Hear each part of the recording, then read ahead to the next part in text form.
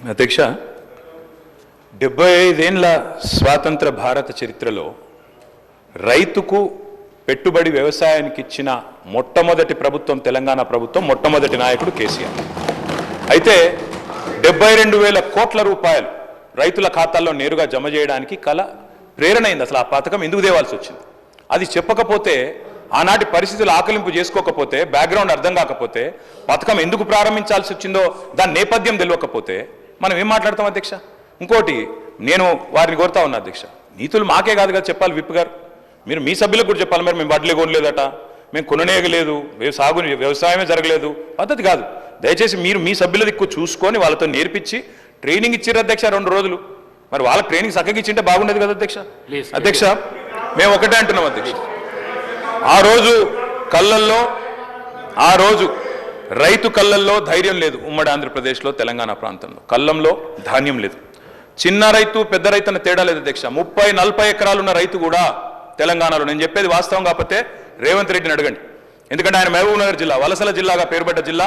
ప్రతి సంవత్సరం 14 లక్షల మంది వలసపోయే జిల్లా. అధ్యక్ష కేటీఆర్ గారు సభానాయకుడు రేవంత్ రెడ్డి అని ఏకవచనంతో మాట్లాడకండి అధ్యక్ష. సభానాయకుడు గౌరవం అనేది గౌరవం ఇవ్వండి. రైట్, గౌరవం అనేది అధ్యక్ష, గౌరవం అనేది ఇచ్చి పుచ్చుకోవాలి అధ్యక్ష. ఇస్తాం, మేము కూడా ఇస్తాం. ఇవ్వకపోతే కేసీఆర్ గారిని ఇష్టం వచ్చినట్టు మాట్లాడితే మేము కూడా అట్లే మాట్లాడాల్సి వస్తుంది అధ్యక్ష. దానికి మేమేం చేయాలి అధ్యక్ష? 20-30 నేనేం తిట్టలేదు కదా అధ్యక్ష. నేనేమన్నా అధ్యక్ష పేరు పెట్టి పిలిచిన గంతే కదా. అదే ఏకవచనంతో పిలవకండి మీరు చాలా అధ్యక్ష. Okay okay right right right right right right senior right అధ్యక్ష. మీకు చెప్పాల్సిన అధ్యక్ష 20-30 ఎకరాలు ఉన్న రైతులు కూడా, పాలమూరు లాంటి జిల్లాలో 20-30-40 ఎకరాలున్న రైతులు కూడా హైదరాబాద్కి వచ్చి కూలీ చేసుకునే పరిస్థితి అధ్యక్ష. ఇది వాస్తవం. ఎందుకంటే నీళ్లు లేవు, కరెంటు లేదు. అట్లాంటి పరిస్థితుల్లో రైతులు కూలీలుగా మారి అడ్డా మీది కూలీలుగా ఇక్కడ హైదరాబాద్లో పనిచేసిన దుస్థితి. అందుకే మేము 20 ఎకరాలు 10 ఎకరాలు 12 ఎకరాలని కోతలు పెట్టలేదు అధ్యక్ష.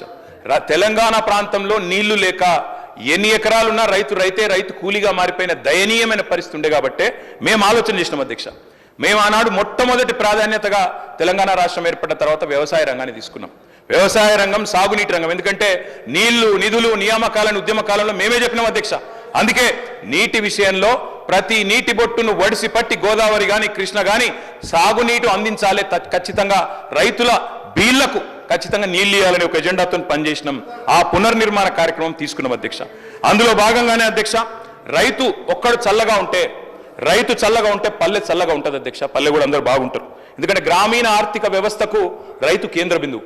ఆ రైతు బాగుంటే రైతు చుట్టూ అల్లుకున్న అన్ని కుల వృత్తులు బాగుంటాయి అధ్యక్ష.